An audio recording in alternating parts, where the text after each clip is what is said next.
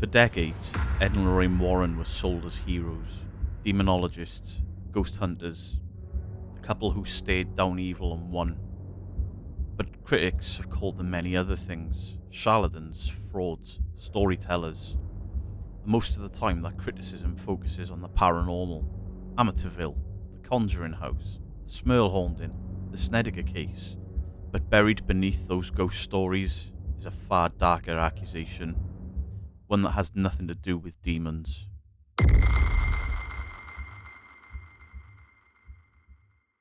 Beardos, weirdos, boys and ghouls, this one's going to be a lot darker than usual, because today I'm going to be lifting the lid on a story that it has been mentioned. It's been mentioned by me a few times, but it only ever seems to get mentioned in passing, or it's stuck into a video somewhere. It very rarely ever gets its own spotlight, and maybe that's because of how sensitive the subject matter is, or people are scared of being sued by the Warren family. So yeah, I'm going to cover it. I'm going to cover the real-world controversy surrounding Ed Warren. So if you are a regular at this channel, you know I'm not a fan of the Warrens. I initially was a fan of the Warrens. I believed them. I believed in the Conjuring House. I believed in Amityville. And the Warrens, based off of people like me and people that believe far more, and people that are far more gullible, well, the Warrens built an empire off that. They built an empire off belief and off fear and off religion. That empire taking on books and lectures and television appearances. And eventually, it led to one of the most popular horror franchises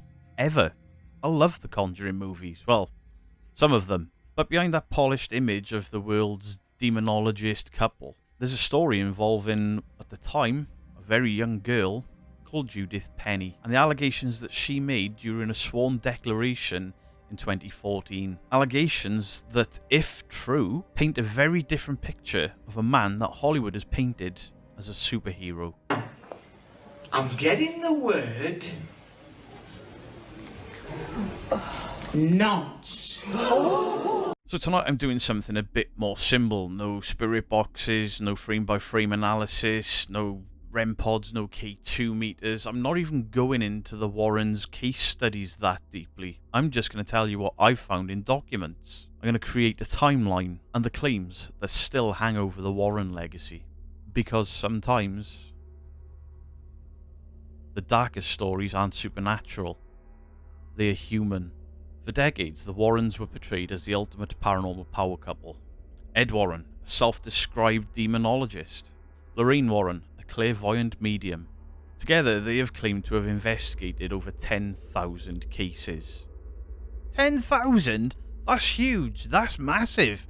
If I accumulated all of the cases on YouTube that I've looked at that could be considered real, it doesn't total 1,000. That's impressive, considering most paranormal investigators struggle to find one ghost in their entire lifetime. But the Warrens, they didn't just investigate hauntings. They built a brand. You see, the Conjuring Universe, as in the movies, they've turned the Warrens into superheroes. Not investigators, not researchers, but heroes. People literally standing between possession and people. Literal demons and humanity. And this is the image most people know. But behind the Hollywood version, there was always controversy. Skeptics have for a long time accused the Warrens of exaggerating their involvement in some cases. For example, the Enfield poltergeist case. I watched a video this morning where somebody claimed that the Warrens took the actual photos of the kids jumping out of the beds. I mean, hovering out of the beds. The Warrens basically turned up very briefly and they were asked to leave. The Amityville story, it's been repeatedly challenged, where the most famous photograph from the Amityville haunting, the boy on the stairs, has been debunked as Ed and Lorraine Warren's since passed away's promoter. The Snedeker haunting is considered by most investigators a hoax, a scam, completely fabricated. So, accusations of exaggeration, it's not new. Accusations of being showman, also not new. Judith Penney lived with the Warrens for decades. Depending on who you ask, she was either a family friend, family member, a helper, or a babysitter. Which is weird when you consider, for the most part, the Warrens' daughter lived with Lorraine's mother. Out in public, the Warrens would describe her as a niece. But in 2014, during a legal dispute linked to the Conjuring films, Judith Penney filed a sworn declaration, and what she claimed completely changed how people view Ed Warren. So according to Penney's declaration, when she was 15, Ed was 30. He was a bus driver, and he was taking her and picking her up from high school. And Penney alleges that shortly after that meeting, a sexual relationship began. Now, in that state, a 15-year-old and a 30-year-old, illegal. She can't consent at 15 years old. But that relationship, it lasted nearly 40 years. And somehow, she was actually arrested for it. And guess who picked her up from court? Ed Warren. Now, before we go any further, I want to make this very clear. These are allegations. These were allegations made in a sworn statement. They were never actually tested out in court. And Ed Warren had died in 2006, years before these claims became public, so he never responded. He didn't have the opportunity to defend himself.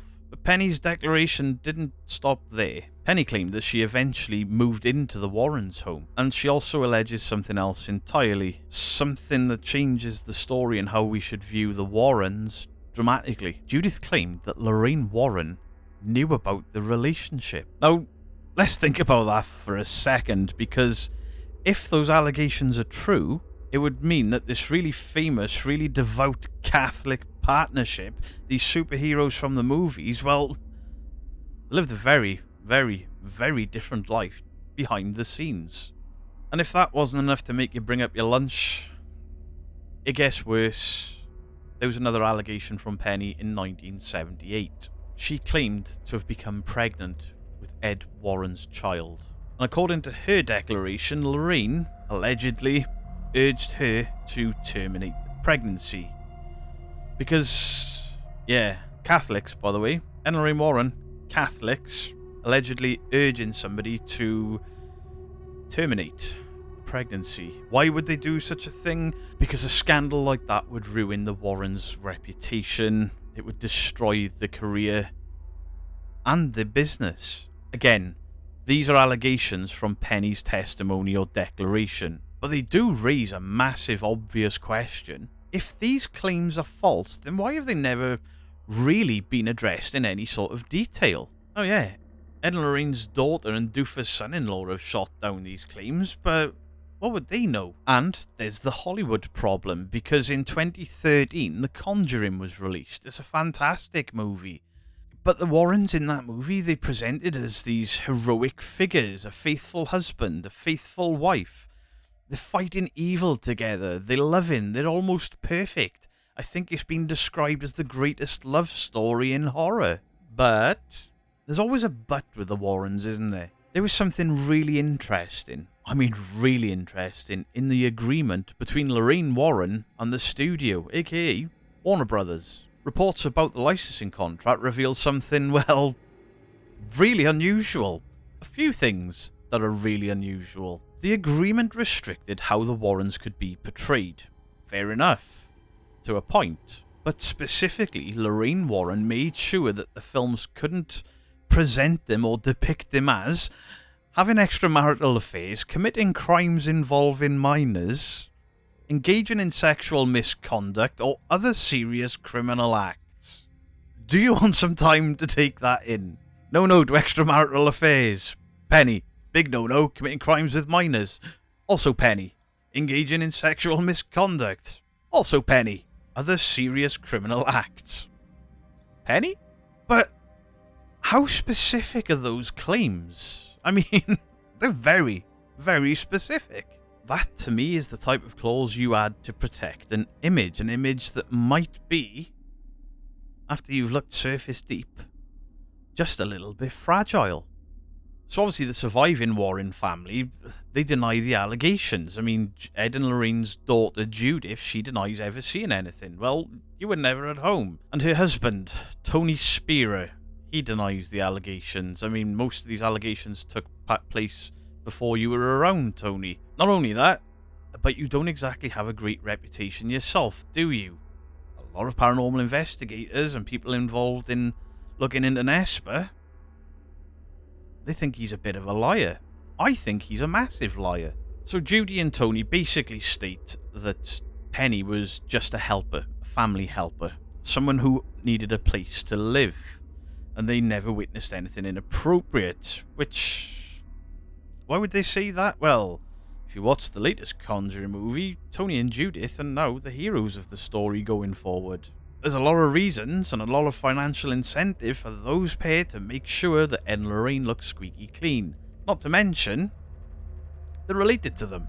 So today we have two very different narratives. We have one from the Warren family and one from Judith Penney. But even the Warrens' family is fractured.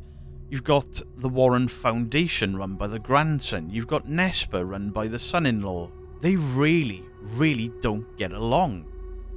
I wonder what went on behind the scenes for that family not to like each other so much. But because Ed Warren died years before these allegations surfaced, we may never fully know the truth. The truth may never be fully resolved. But from the outside looking in, as somebody who's looked into the Warrens extensively, I'm not just a hater, I've read their books. I used to be enthralled by the very idea of the Warrens because they made my own paranormal beliefs seem real.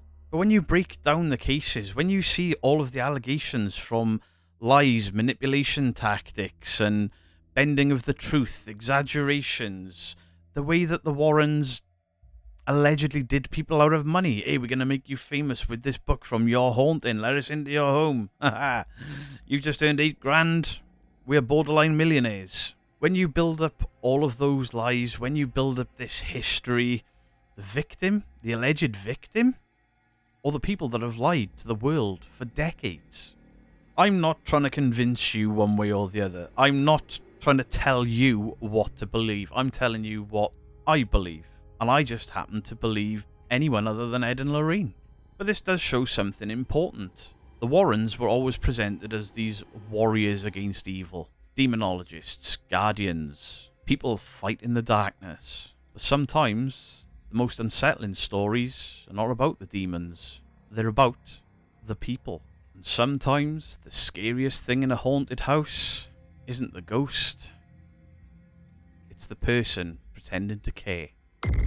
So be it as weird as balls goes. Let me know what you think about this in the comment section down below. Again, it's all alleged and my views are probably skewed because of my dislike of the Warrens. Even if you take away my views from it, this is definitely one of the strangest chapters in the Warrens' history, the Warrens' legacy. It's one of the darkest chapters too. And it's one that is coming to light more and more often now. But it's always tacked into videos. There's very few people have actually just made videos solely on this. So, specifically in the comment section, what I'd love your thoughts on is, what do you think about Lorraine banning the portrayals of extramarital affairs and crimes involving minors? Genuinely interested in your take on that, because that is just mind-blowing. Much love to you all. Beardo, out.